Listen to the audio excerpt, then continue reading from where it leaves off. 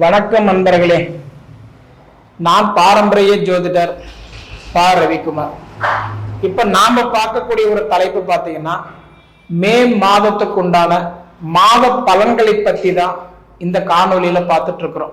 அதாவது இதுவரைக்குமே உங்க கன்னிராசிக்கு அதிபதி புதன் பகவான் இருக்கிறாரு பாத்தீங்களா, அந்த புதன் பகவான் போய் 7ஆம் இடத்துல மீன ராசியில போய் அதாவது நீச்சம் அடைஞ்சிட்டாரு. பொதுவா ஒரு நீச்சம் அடைஞ்ச கிரகம் சப்போர்ட் பண்ணுமா, வேலை செய்யுமா அப்படின்னு பார்த்தா கண்டிப்பா வேலை செய்யாது. இதுதான் ஜோதிட சாஸ்திரம். அப்ப 100% உங்க வீட்டுக்கு அதிபதி போய் புதன் பகவான் கிட்டத்தட்ட ஒரு 2-2.5 மாச அளவிலேயே பார்த்துட்டீங்கன்னா நார்மலாவே உக்காந்தாரு. அதுக்கப்புறம் கட்டன்றது வக்கரம் அடைஞ்சாரு, மறுபடியும் இயல்பள்ளிக்கு திரும்பி போனாரு. இப்போ அதே மாதிரி வக்கரத்துல இருந்தாரு. இது எல்லாம் முடிச்சு இப்ப அடுத்தது என்ன பண்றாருன்னா, இந்த மே மாசம் 7ஆம் தேதி அன்னைக்கு பாத்தீங்கன்னா மீன ராசி 7ஆம் இடத்துல இருந்து அடுத்தது 8ஆம் இடத்துக்கு வராரு உங்க வீட்டுக்கு அதிபதி புதன் பகவான். அப்ப அந்த புதன் பகவான் 8ஆம் இடத்துக்கு ஆயுள் ஸ்தானத்துக்கு வராரு. அதனால கன்னிராசியில பிறந்தவங்களுக்கு இந்த உடல் உபாதைகள் எல்லாம் ஓரளவுக்கு கண்டிப்பா நல்லா இருக்கும். ஏன்னா உங்க வீட்டுக்கு அதிபதி 8ஆம் இடத்துக்கு வராரு. அப்ப அந்த 8ஆம் இடம்ன்றது ஆயுள் ஸ்தானம் இல்லையா? அப்ப அந்த ஆயுள் ஸ்தானத்துல போய் உட்காரும் போது நிச்சயமா உங்களுக்கு ஹெல்த் கண்டிப்பா ஓரளவுக்கு நல்லாவே இருக்கும். உடல் உபாதைகள் கண்டிப்பா ஓரளவுக்கு குறைஞ்சு நம்மளுடைய உடல் நார்மலாவே ஓரளவுக்கு வர்றதுக்கு கண்டிப்பா கொஞ்சம் சப்போர்ட் பண்ணுவாரு. அடுத்தது பாத்தீங்க அப்படின்னா, அந்த 7ஆம் தேதி உட்காரவர் அடுத்தது அந்த 8ஆம் இடத்துல புதன் பகவான் மாதம் பிறக்கும் போது கரெக்டா சூரிய பகவான் 8ஆம் இடத்துல தான் இருக்கிறாரு மேசராசியில. அப்ப இந்த சூரியனோட இந்த புதன் போய் சேரும் போது புதன் ஆதித்ய யோகம் ஏற்படுது. அந்த ஆதித்ய யோகம் ஏற்படும் பொழுது அடுத்தது பாத்தீங்க அப்படின்னா, உங்களுக்கு இந்த மே மாதம் அதாவது 15ஆம் தேதி வரைக்கும் பாத்தீங்கன்னா அந்த சூரிய பகவானும் புதன் பகவானும் ஒன்னா சேர்ந்து புதன் ஆதித்ய யோகத்தை தான் கொடுத்துட்டு இருப்பாரு. அப்படி கொடுக்கறதுனால படிப்பு நல்லா இருக்கும். ரெண்டாவது மைண்ட் செட் நல்லாவே இருக்கும். ஓரளவுக்கு உங்க மைண்ட் ரிலாக்ஸா ஃப்ரீயா வேலை செய்யும். அப்ப நம்ம எடுத்த காரியம் நம்ம முன்னுக்கு வச்சு நம்ம வாழ்க்கையில முன்னேறி வரலாம்.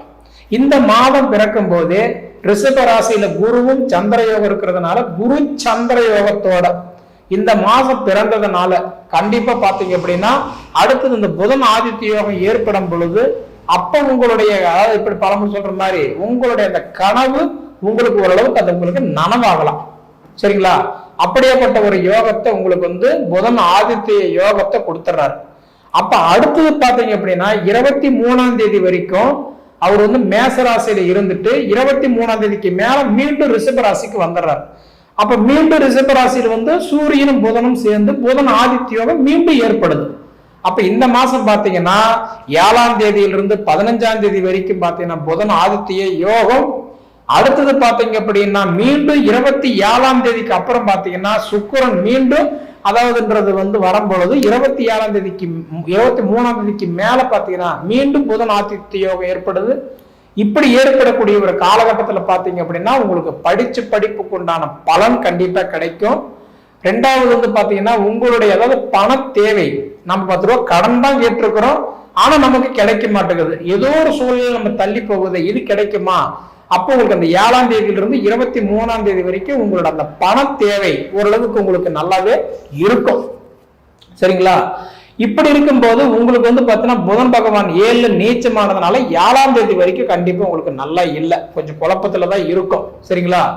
அடுத்தது பாத்தீங்க அப்படின்னா உங்களுக்கு சுக்கிர பகவானும் 7ஆம் இடத்துலதான் இப்ப இருக்காரு. அப்ப அந்த 7ஆம் இடத்துல இருந்து இந்த மே மாசம் 31ஆம் தேதி தான் அந்த சுக்கிர பகவானும் 7ஆம் இடத்துல இருந்து 8ஆம் இடத்துக்கு வராரு.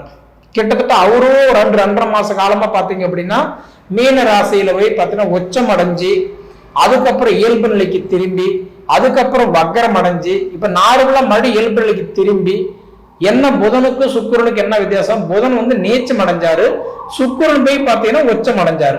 இந்த 2 காலகட்டத்துல பாத்தீங்கன்னா கணவன் மனைவிக்குள்ளார கொஞ்சம் கருத்து வேறுபாடு, பணம் முடக்கடி, விவசாயத்தை நம்பியிருக்கிறவங்களுக்கு கொஞ்சம் விவசாய நஷ்டம், பணம் கேட்ட இடத்துல பணம் கிடைக்காம, அதாவது நம்மளுடைய குழந்தைகளுடைய ஸ்கூலுக்கோ காலேஜுக்கோ நமக்கு சின்ன சின்ன தடைகள், இப்ப எந்த ஸ்கூல்ல சேர்க்கலாம், எந்த காலேஜ் போகலாம், எப்படி போனா நல்லா இருக்கும், எதை தொட்டா நல்லா இருக்கும் அப்படின்ற மாதிரி சில கேள்விகள் கண்டிப்பா உங்களுக்கு வரும். ஏன்னா உங்க ராசிக்கு அதிபதி புதன் தானே, புத்திக்காரகன், ஞானக்காரகன், அறிவிக்காரகன் இல்லையா? அதனால இந்த மாதிரி காலகட்டத்துல பாத்தீங்கன்னா மார்ச் 29 அன்னைக்கு சனி பயிற்சி ஆயிட்டார். அந்த சனி பயிற்சி ஆகும்போது உங்க ராசிக்கு சனி பகவான் பாத்தீங்கன்னா இப்ப கண்டகச்சனியே வராரு. கண்டகச்சனியே வந்திருக்கிறதுனால இப்ப கொஞ்சம் கவனமா இருக்க வேண்டிய ஒரு நேரம் இது.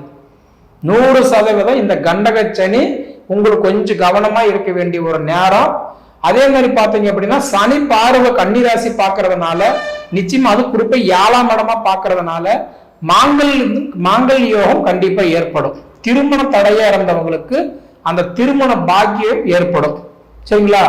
மாங்கல்யம் முதல் வாழ்க்கை பண்ணி எனக்கு டைவர்ஸ் ஆயிடுச்சுங்க, பிரிஞ்சுட்டாங்க, நாங்க கருத்து வேறுபாடுனால தனித்தனியா இருக்கிறோம், மீண்டும் நாங்கள சேர முடியுமா, சேர்ந்து வாழ முடியுமா, இப்படி நினைக்கிறவங்களுக்கு கண்டிப்பா மீண்டும் உங்களுக்கு அந்தோடைய, அதாவது சனி பகவான் தொழிலுக்காரகன், தொழிலுக்கு அதிபதி, அவரே உங்க டைரக்டா உங்களை 7ஆம் இடமா உங்க ராசி பாக்குறதுனால, ஏன்னா சனி பார்வை 3, 7, 10.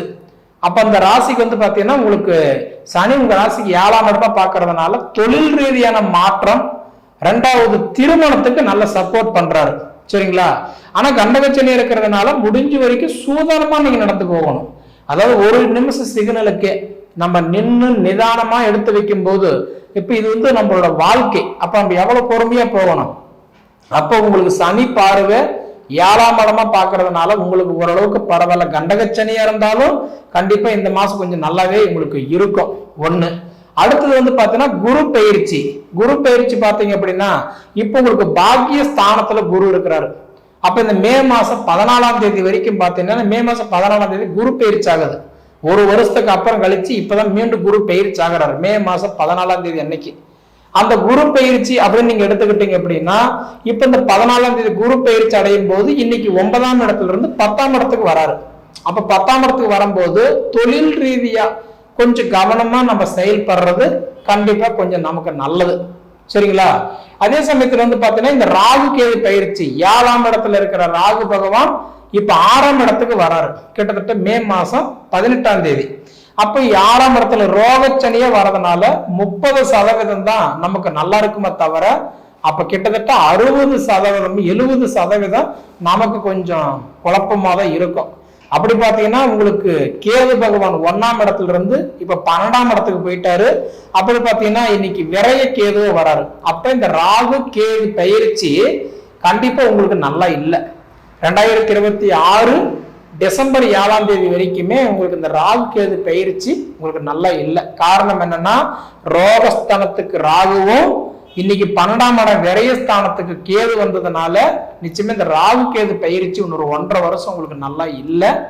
அதே மாதிரி பாத்தீங்க அப்படின்னா உங்களுக்கு அடுத்தது பாத்தீங்கன்னா உங்களுக்கு குரு பயிற்சின்றது பாத்தீங்கன்னா 10ஆம் இடத்துக்கு வர்றதுனால கவனமா இருந்தாவே கண்டிப்பா நம்ம ஓரளவுக்கு பழமை சொல்ற மாதிரி கரையேறி மேல வந்துடலாம். சரிங்களா? ஏன்னா 10 ரூபா கேட்கறாங்க, கொடுக்கல அப்படின்னா அந்த இடத்துல நம்ம பேரு கெட்டு போயிடுமே, மரியாதை போயிடுமே அப்படின்னு நீங்க நினைக்கிறத விட, கொடுத்துட்டு அப்புறம் வருத்தப்படுறதை விட அதுக்கு ஒரே வார்த்தை இல்லைன்னு சொல்லிடலாம். அப்ப முதல்ல என்னன்னா, இந்த கண்டகச்சனியே வரக்கூடிய காலகட்டத்துல நம்ம அதுக்குன்னு ஒரு குறிப்பிட்ட அமௌண்ட் சுப விரயம் பண்ணிட்டோம் அப்படின்னா, இடம் வாங்கி போடுறதோ, வீடு கட்டுறதோ, மண்மனை ஆல்ட்ரேஷன் பண்றதோ, சொத்து வாங்குறதோ, கிரையம் பண்றதோ, கல்யாணம் பண்றதோ, இந்த மாதிரி கண்டகச்சனியில பண்ணிட்டோம் அப்படின்னா ஏதோ கொஞ்சம் தலைக்கு வர செலவு கொஞ்சம் தலப்பா கூட போயிடும். சரிங்களா? அதனால மேக்சிமம் என்ன அப்படின்னா, இந்த மாதத்துல பாத்தீங்கன்னா கன்னிராசிக்கு அதிபதி புதன் பகவான் 2 பயிற்சி ஆகிறாரு. ஒன்னு 7ஆம் தேதி, அடுத்தது 23ஆம் தேதி. இந்த 2 பயிற்சி பாத்தீங்கன்னா 2மே உங்களுக்கு நல்லதா இருக்குது. காரணம் என்னன்னா, நீச்சம் அடைஞ்சதுனாலதான் உங்களுக்கு கிட்டத்தட்ட 2 மாசமா சரி இல்லை. சரிங்களா? அடுத்தது உங்களுக்கு சுக்கிர பயிற்சி கிட்டத்தட்ட இந்த மாசம் கடைசியா ஆகிறதுனால அடுத்த மாசம் உங்களுக்கு ஓரளவுக்கு கண்டிப்பா நல்லா இருக்கும். சரிங்களா? அடுத்தது பாத்தீங்கன்னா செவ்வாய் பகவான் 11ஆம் இடத்துல உட்கார்ந்து இருந்தாலும் நல்ல இடம் தான். ஆனா 11ஆம் இடத்துல கடகராசியில நீச்சம் அடைஞ்சதுனால அண்ணன் தம்பினாலேயோ, அக்கா தங்கச்சினாலேயோ, சுத்தி இருக்கிற உறவுகள்னாலேயோ பெருசா உங்களுக்கு ஒரு சப்போர்ட் எதிர்பார்க்க முடியாது. ஏன்னா செவ்வாயின்றது சகோதர ஸ்தானம், மங்களக்காரகம். 11ஆம் இடமா இருந்தாலும் லாபஸ்தானம். 11ஆம் இடம்ன்றது நல்ல இடம் தான். ஆனா கடகராசியில நீச்சம் அடைஞ்சிருக்கிறாரு. அப்ப ராஜபங்கம், நீட்சி யோகத்தை அடைஞ்சிருக்கிறதுனால கொஞ்சம் கவனமாவே இருக்கணும். இருந்தாலும் உங்களுக்கு குரு பகவான் 9ஆம் இடத்துல இருந்து இப்ப அடுத்தது 10ஆம் இடத்துக்கு வரக்கூடிய இந்த காலகட்டம் நிச்சயமா உங்களுக்கு பழமொழி சொல்லுவாங்க, கொள்ளைக்கு போனா கூட கூட்டு வேணும்னு சொல்லுவாங்க. தொழில கொஞ்சம் கவனமா இருங்க. அடுத்தது சனி பகவான் இப்ப 7ஆம் இடத்துக்கு வந்திருக்கிறாரு. புதுசா இப்ப 7ஆம் இடத்துக்கு ஷிஃப்ட் ஆயிருக்கிறாரு. அதனால நிச்சயமா அவர் தொழிலுக்காரகன் புத்திர திருமணத்துக்கு தான் மேக்சிமம் சப்போர்ட் பண்றாரு. அதனால 7ஆம் இடம் மாங்கலிகாரத்துக்கு சப்போர்ட் பண்றாரு. அதே மாதிரி 12ஆம் இடத்துக்கு அதிபதி சூரிய பகவான் 8ஆம் இடத்துல இருக்கிறதுனால முடிஞ்ச வரைக்கும் நினைக்கிறேன்னா பொறுமை, நிதானம், கொஞ்சம் கவனம் இது இருந்தா போதும். கன்னிராசிக்கு முழுக்க பாத்தீங்கன்னா சனியுடைய பார்வை பார்க்கறதுனால இடம் பயிற்சி ஆகிறது, இடம் மாறுறது, தொழில் மாறுறது, இது எல்லாமே உங்க வளர்ச்சிக்கு கண்டிப்பா சப்போர்ட்டிவா இருக்கும். சரிங்களா?